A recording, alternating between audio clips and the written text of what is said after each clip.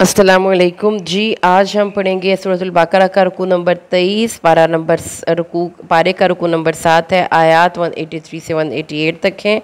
इन आयात में जो मजमून आप पढ़ेंगे वो रोज़ों से मुतालिक होगा। जैसा कि टाइटल से आपको पता है, रोज़े का मतलब होता है रुकना या बाज रह जाना। इनमें इन टाइटल्स जो दर्ज झैल टॉपिक्स के में हम इन रोज़े को डिस्कस करेंगे। सबसे पहले रोज़ा किन पर फ़र्ज़ है। रोज़ा हर आकिल, बालिग, सेहतमंद और मुकीम इंसान पर फ़र्ज़ है।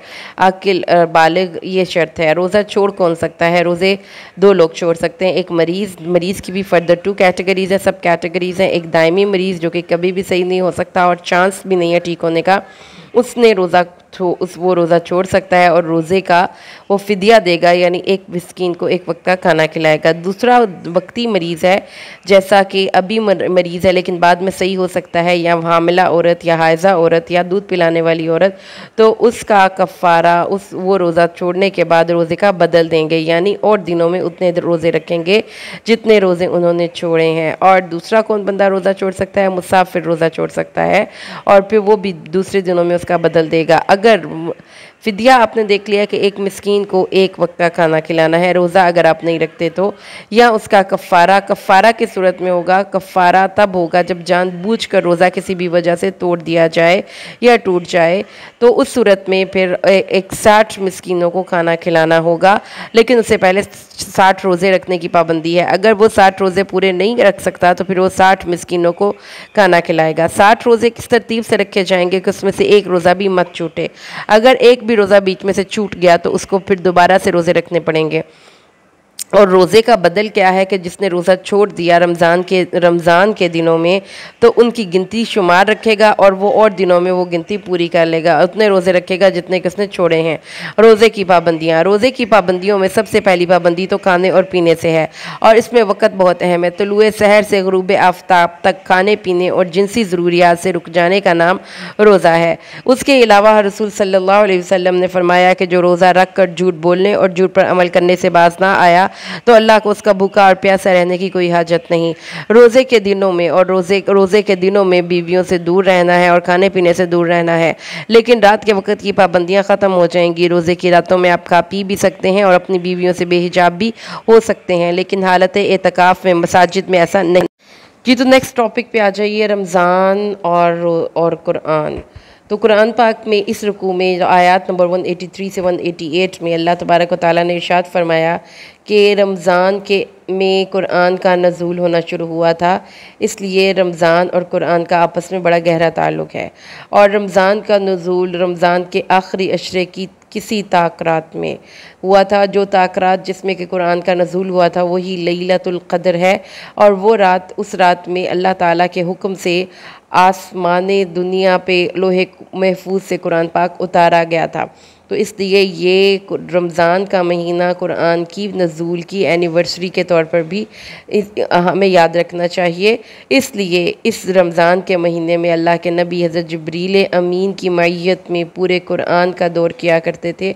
हर साल पूरा कुरान जितना नाजिल हुआ होता था उसका पूरे का पूरा दौरा किया करते थे अपने हमारे प्यारे नबी हज़रत जिब्रील अमीन के साथ। दूसरा, फिर इसमें रमज़ान के ही सिलसिले में अल्लाह ताला ने दुआ का जिक्र किया है कि जब मेरे बंदे तुझसे मेरे बारे में पूछें तो उन्हें कहें कि मैं करीब हूँ। तो रमज़ान बहुत ही दुआओं की कबूलियत का महीना है, इसलिए इस महीने में खूब दुआ मांगे। तो रमज़ान में 2 बड़े इम्पॉर्टेंट करने के काम हमें पता चले, तिलावत कुरान और अल्लाह से खूब दुआएं मांगना। 183 से पढ़ना शुरू कीजिए। अऊज़ु बिल्लाहि मिनश शैतानिर रजीम, बिस्मिल्लाहिर्रहमानिर्रहीम। या अय्युहल्लज़ीना आमनू, ए लोगो जो ईमान लाए हो, कुतिबा अलैकुमुस्सियाम, तुम पर रोज़े रखना फ़र्ज़ किया गया। कमा कुतिबा अलल्लज़ीना मिन क़ब्लिकुम, जैसा कि उन लोगों पर फ़र्ज़ किया गया जो तुमसे पहले थे। लअल्लकुम तत्तक़ून, ताकि तुम परहेज़गार बन जाओ। ए लोगो जो ईमान लाए हो, तुम पर रोज़ा रखना इस तरह फ़र्ज़ किया गया जैसे उन लोगों पर फ़र्ज़ किया गया था जो तुमसे पहले थे, ताकि तुम बच जाओ। रोज़ा उन 5 फ़राइज़ में दाखिल है जिन पर इस्लाम की बुनियाद है। ये सौम यानी किसी चीज़ से रुक जाना, और खाने पीना हो, कलाम हो, चलना फिरना हो, اسی لیے گھوڑا چلنے سے یا چارہ کھانے سے رکا ہو تو اسے کہتے ہیں فرسن صائمن، یعنی رکی ہوئی ہوا، صوم۔ تو اصطلاحاً شریعت کی اصطلاح میں روزہ کھانے پینے اور جائز جنسی تعلقات سے صبح صادق سے لے کر غروب آفتاب تک رکے رہنے کا نام ہے۔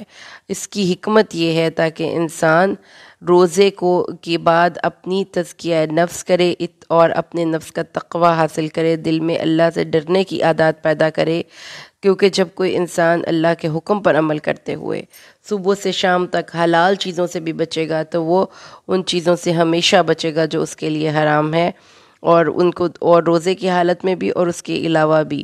تو اس طریقے سے یہ ایک عادت، یہ روزہ ان سے گناہوں کے بچنے کا ذریعہ بن جاتا ہے۔ تو رسول صلی اللہ علیہ وسلم نے فرمایا روزہ ڈھال ہے، اور پھر ایک اور حدیث میں فرمایا کہ جو شخص جھوٹی بات اور اس پر عمل کرنا نہ چھوڑے، اللہ کو ضرورت نہیں کہ وہ اپنا کھانا پینا چھوڑ دے۔ تو اس کا مطلب پھر یہ ہوا کہ روزہ رکھ کر نماز نہ پڑھنا، جھوٹ بولنا، دھوکہ دینا اور سارا دن انٹرنیٹ پہ اپنے کان اور آنکھ کے زنا میں محفوظ رہنا اور کسی بھی نافرمانی کا ارتکاب کرنا، یہ روزے کی حالت میں درست نہیں ہے۔ اس کے بعد دیکھیں، جیسا کہ تم سے پہلے لوگوں پر فرض کیے گئے تھے، پہلے لوگوں سے مراد یہود اور نصارہ اور پہلی امتیں ہیں۔ یہ روزے کی فرضیت 2 ہجری میں نازل ہوئی اور اس روزے نے موجودہ شکل اختیار کی۔ حضرت عائشہ بیان کرتی ہیں کہ قریش عاشورہ کا روزہ رکھتے تھے اور نبی صلی اللہ علیہ وسلم بھی رکھتے تھے۔ جب مدینہ آئے تو اس دن کا روزہ رکھا اور اس دن کا روزہ رکھنے کا حکم دیا، اور جب رمضان کا حکم نافذ ہوا تو رمضان کے روزے فرض ہو گئے، تو یوم عاشور یعنی 10 محرم کا روزہ ترک ہو گیا، جو چاہتا رکھ لیتا اور جو چاہتا چھوڑ دیتا۔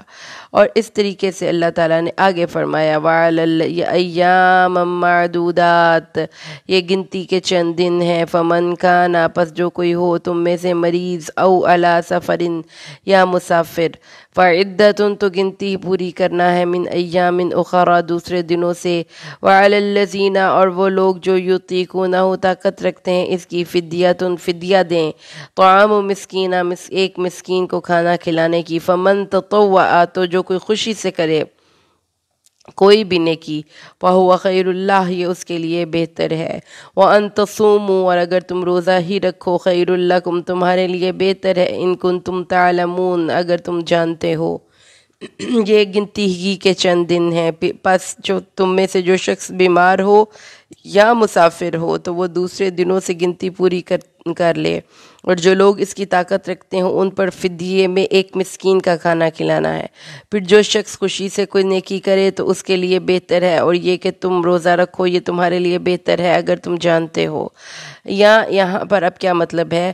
اللہ تعالیٰ نے فرمایا کہ وہ لوگ جو اس کی طاقت رکھتے ہیں وہ ایک مسکین کو کھانا کھلا دیں۔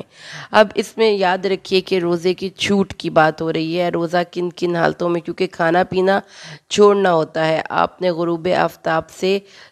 طلوع آفتاب سے غروب آفتاب تک کھانا پینا اور اس طرح کی چیزوں سے رکنا ہوتا ہے۔ تو اللہ تعالیٰ نے پھر وہاں پر ایگزیمپشن دے دی، وہ مریض جو کہ مستقل مریض ہیں وہ جو وقتی مریض ہیں وہ دونوں اس حکم میں جائیں گے کہ ان پر روزے کی چھوٹ ہے، اور روزہ چھوڑ لینے کے بعد ایک مسکین کو کھانا کھلانا ہے۔ اگر کوئی مریض ایسا ہے جو کہ جس کے صحت یابی کا کوئی چانس نہیں تو یہ اس کے روزے کا کفارہ ہو جائے گا، یہ اس کے روزے کا فدیہ ہو جائے گا۔ تو وَعَلَى الَّذِينَ يُطِيقُونَهُ فِدْيَةٌ طَعَامُ مسکین، اس کی 2 تفسیریں آئی ہیں۔ سلمہ بن اکوع بیان کرتے ہیں جب یہ آیت نازل ہوئی وَعَلَى الَّذِينَ يُطِيقُونَهُ، تو جو چاہتا کہ روزہ نہ رکھے اور فدیہ دے لے تو وہ ایسا کر لیتا، یہاں تک کہ اس سے اگلی آیت اتری جو کہ اس کے بعد ہے، جس کے بعد ہر وہ شخص جو عاقل ہے، بالغ ہے، مقیم ہے، مسافر نہیں ہے، اس پر روزہ فرض ہے اور وہ روزہ بلا عذر نہیں چھوڑ سکتا۔ اور یہ جو تھا نا یہ سٹارٹ میں، تو یہ ایک طریقہ کار ہوتا ہے ایجوکیشن سائیکالوجی کا، کیونکہ شروع میں مسلمانوں کو روزے کی عادت نہیں تھی، اس لیے انہیں عادت دینے کے لیے یہ رعایت دی گئی کہ جو چاہے روزہ رکھ لے اور جو چاہے چھوڑ دے اور فدیہ دے دے۔ بعد میں دوسری آیت سے یہ آیت منسوخ ہو گئی۔ اس کے بعد اللہ تبارک و تعالیٰ نے، جیسا کہ آپ نے پڑھا ہے کہ ہمارے پیارے نبی صلی اللہ علیہ وآلہ وسلم نے رمضان کے روزوں کو فرض ہونے سے پہلے ہر مہینے کے 3 روزے رکھتے تھے اور یوم عاشور کا روزہ رکھتے تھے، ٹھیک ہے۔ لیکن اس کے بعد جب رمضان کے روزے فرض ہو گئے تو اس کے بعد اللہ تبارک و تعالیٰ ان کے نبی صلی اللہ علیہ وآلہ وسلم نے پھر رمضان کے روزے رکھے اور باقیوں کی رخصت دے دی۔ اس کے علاوہ یہ دیکھیے کہ روزے کی طاقت نہ رکھنا، جس کی وجہ سے بوڑھے مرد، بوڑھی عورتیں، بیمار جن کے تندرست ہونے کی امید نہ ہو، ان کے لیے حکم ابھی بھی یہی ہے کہ وہ روزہ چھوڑ دیں اور اس کی جگہ ایک مسکین کو کھانا کھلا دیں۔ ابن عباس نے فرمایا کہ ہر دن کی جگہ نصف صاع فدیہ دے دے اور ایک روزے کی جگہ 1 کلو اناج فدیہ دے دے یا ایک مسکین کو بلا کر کھانا کھلا دے، ٹھیک ہے۔ اگر آپ نے کھانا کھلانا ہے تو ایک پورا کھانا جس میں سالن، روٹی وغیرہ شامل ہوگی، اور اگر آپ نے نہیں تو پھر ایک دن کے روزے کی بجائے کی جگہ پہ 1 کلو کوئی بھی گندم یا اناج یا غلہ یا چاول وغیرہ جو آپ کھاتے ہیں وہ دے دیں، تو اس طریقے سے آپ کا کفارہ ادا ہو جائے گا۔ آیت نمبر 185، شہر مہینہ رمضان، رمضان کا، الذی وہ ہے جس میں کہ انزل فیہ القرآن، اس میں قرآن اول نازل کیا گیا، ہدن ہدایت ہے، للناس لوگوں کے لیے، وبینات اور روشن دلیلیں ہیں، من الہدا ہدایت سے، والفرقان اور فرقان یعنی حق اور باطل میں فرق کرنے والی بھی یہ کتاب ہے۔ ومن شہد، پس جو کوئی موجود ہو، حاضر ہو اس مہینے میں، فلیصم تو اسے چاہیے کہ پورے ماہ کے روزے رکھے، وما کانا اور جو کوئی ہو مریض، او یا علی ہو سفر میں، فعدتن تو گنتی پوری کرے، من ایام اخر دوسرے دنوں سے، یرید اللہ کا ارادہ یہ ہے کہ تمہارے لیے آسانی پیدا کرے، ولا یرید اور نہیں چاہتا وہ بکم العسر تمہارے لیے تنگی پیدا کرنا، ولتکملوا اور تاکہ تم پوری کرو، عدت گنتی، ولتکبروا اللہ اور تاکہ تم اللہ کی بڑائی کرو، علی اوپر اس کے، ما ہداکم جو اس نے تمہیں ہدایت دی، ولعلکم اور تاکہ تم تشکرون شکر کرو۔ رمضان کا مہینہ وہ ہے جس میں قرآن نازل کیا گیا، جو لوگوں کے لیے سراسر ہدایت ہے، اور ہدایت اور حق و باطل میں فرق کی واضح دلیلیں ہیں۔ جو تم میں سے اس مہینے میں موجود ہو تو اس کو چاہیے کہ روزہ رکھے، اور جو بیمار ہو یا مسافر ہو تو دوسرے دنوں سے گنتی پوری کرنا ہے۔ اللہ تمہارے ساتھ آسانی کا ارادہ رکھتا ہے اور تمہارے ساتھ تنگی کا ارادہ نہیں رکھتا، اور تاکہ تم گنتی پوری کرو اور تاکہ تم اللہ کی بڑائی بیان کرو اس پر جو اس نے تمہیں ہدایت دی ہے، اور تاکہ تم اس کا شکر کرو۔ اس رمضان کے مہینے میں لیلۃ القدر میں قرآن کا نزول شروع ہوا اور پھر 23 برس میں تھوڑا تھوڑا کر کے پورا قرآن زمین پر نازل کیا گیا۔ تو اس آیت سے یہ معلوم ہوا کہ ماہ رمضان کا قرآن مجید کے ساتھ گہرا اور خصوصی تعلق ہے، اس لیے اس رمضان کے ماہ میں کثرت سے تلاوت کلام پاک اور پھر تراویح کی نماز میں اور قیام اللیل میں قرآن کی تلاوت سننی اور پڑھنی چاہیے۔ یہی وجہ ہے کہ رسول صلی اللہ علیہ وآلہ وسلم رمضان میں ہر رات جبریل علیہ السلام کے ساتھ قرآن مجید کا ورد کیا کرتے تھے۔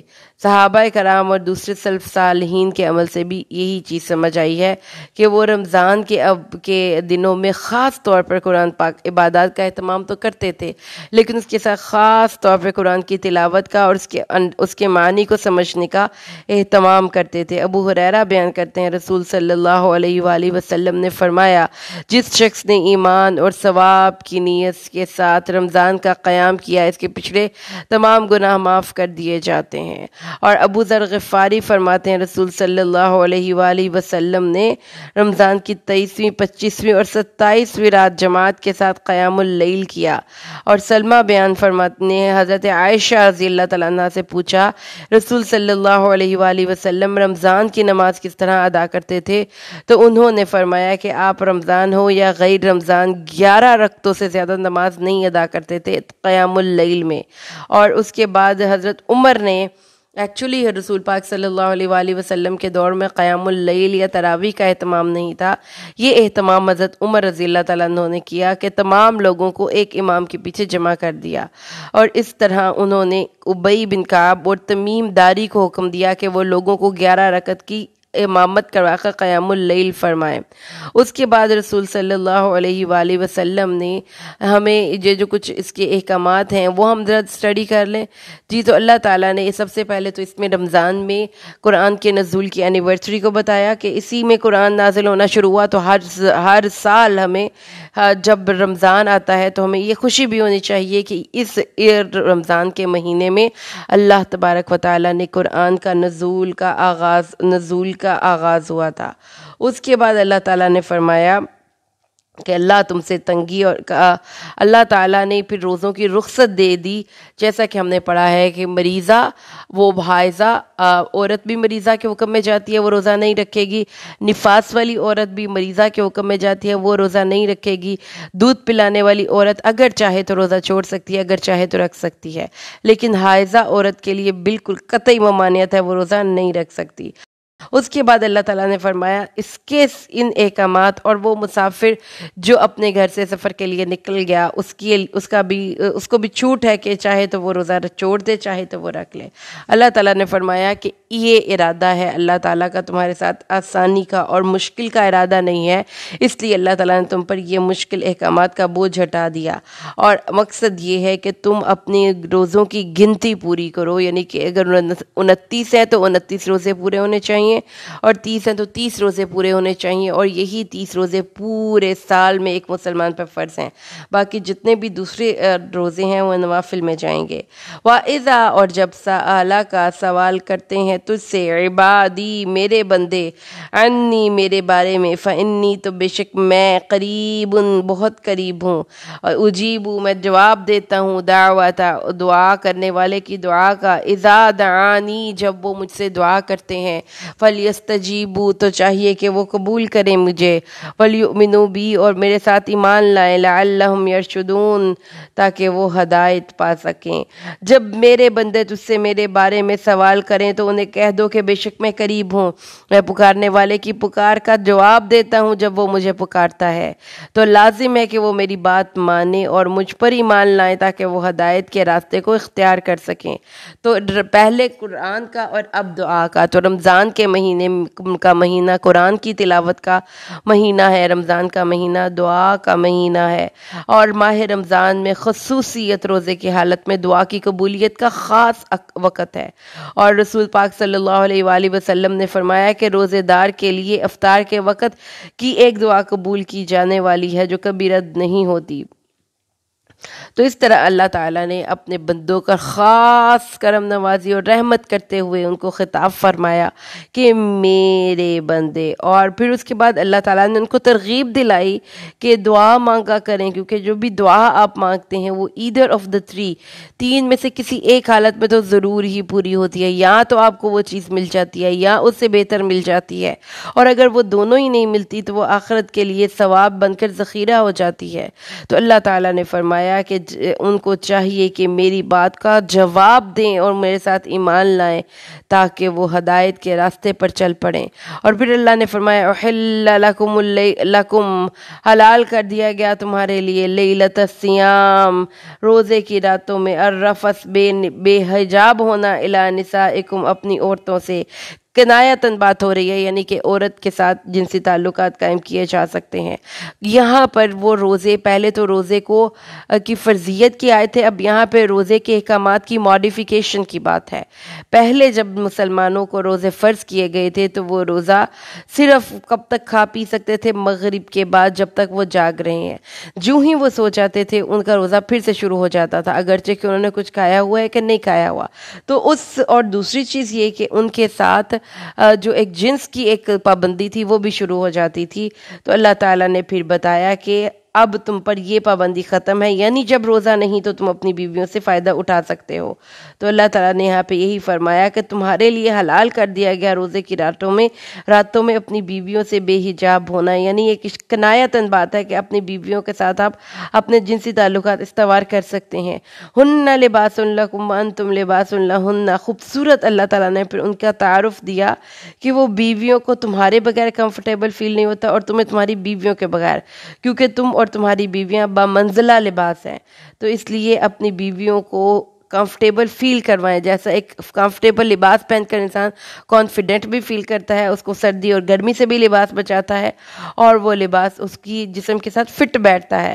تو اسی طریقے سے اللہ تعالیٰ نے فرمایا کہ مرد اور عورت کے ریلیشن میں، اور یہ ایک بڑا خوبصورت سمبل استعمال کیا گیا کہ مرد اور عورت کے ریلیشن میں وہ اللہ تعالیٰ نے فرمایا کہ یہ ایک دوسرے کا لباس ہے، ایک دوسرے کا پردہ ہے، ایک دوسرے کے لیے باعث سکون ہے۔